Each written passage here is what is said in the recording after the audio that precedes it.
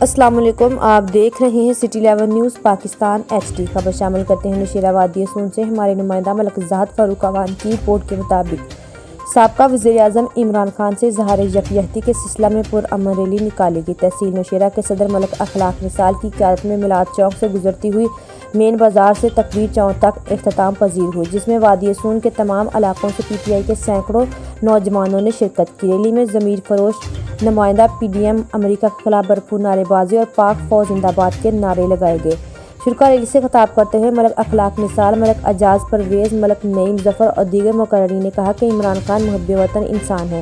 امریکی سازش پر عمران خان کے خلاف عدم اعتماد اور سیاسی جماعتوں کا گٹھا جوڑ عالمی سازشوں کا منہ بولتا ثبوت ہے۔ عمران خان عوامی لیڈر ہیں جس نے امریکہ کی غلامی قبول نہ کر کے پاکستانی عوام کے سر فخر سے بلند کر دیے۔ پوری قوم عمران خان کے ساتھ کھڑی ہے۔ انہوں نے حلقے کے MNA ملک عمر اسلم اوان اور MPA ملک فتح خان بدیال کو خراج تحسین پیش کیا، جو سابقہ وزیر اعظم عمران خان کے ساتھ کھڑے ہیں۔ مزید خبروں کے لیے دیکھتے رہیے سٹی 11 نیوز پاکستان HD۔